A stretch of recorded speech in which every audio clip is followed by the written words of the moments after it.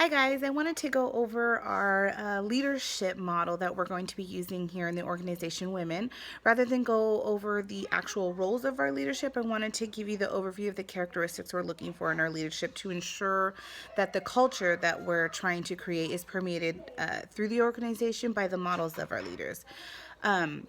We decided to use the manager leader model of leadership.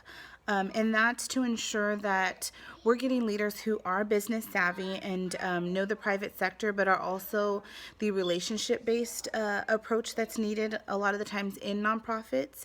And the reason that we need both of those is to ensure that it's complying with our organization's mission and vision. Some of the characteristics of this type of model go through competencies such as a strategic thinker, a relationship builder, a collaborative decision maker, a change leader, an inspiring motivator. Um, all of these things are important in our leaders because our leaders say who we are, and our leaders dictate the type of culture that gets permeated through the organization. So it's important that our leaders have these skills and know how to tap and use them within the organization. Leadership here at Women is going to challenge the traditional structure in a sense that we will operate as co-directors. So although we do have a CEO position, we do want to operate as co-directors. And what we mean by co-directors is everybody's able to bring their ideas, to bring their creativity to the table, and be taken seriously, and to have those ideas be respected and understand that we're here to lead in an organization, but we also want to hear from the people of the organization because they have just as great ideas, and we expect them to be just as passionate about our mission. In order to create an atmosphere where people feel valued and people feel like their voice can be heard, that's the type of approach that we want our leaders to be able to take.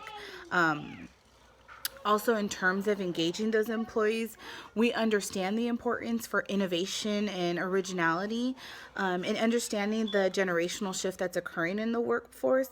We want to be sure that our leaders are fostering and supporting an environment that promotes employee empowerment. So empowerment is something that's huge in our organization. We want our leaders to be able to understand that balance. So we understand that at times leaders do need to be directive and do need to be able to just take charge and make decisions in time sensitive matters.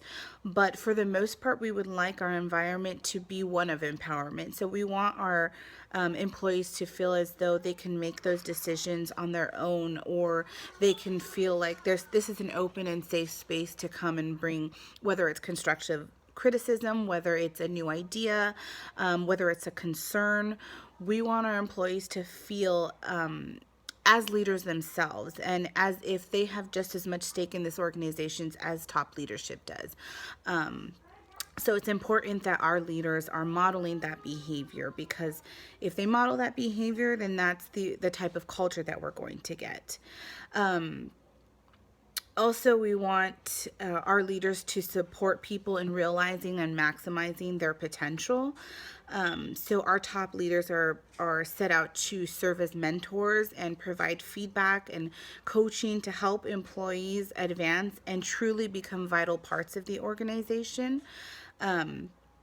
Women is going to be an organization that values diversities in all aspects of the company. So to be able to serve diverse populations, we want to be sure that our leadership and staff actually reflect that population. So that's something that's very important, because if we can show that we value diverse perspectives, and we show that within our leadership team, I think that we would have the competitive advantage within the realm of the industry that we're in, because we're going to be showing to the communities that we value diversity, and we understand that having diverse perspectives is going to allow us to reach a wider population and to be able to affect and impact young women's lives in a positive way. And so we want leaders that reflect that, and we want the way that our business to be run in an effective manner. So we understand there is still the business component to it, but we want to be sure that we're keeping that relationship based approach, because that's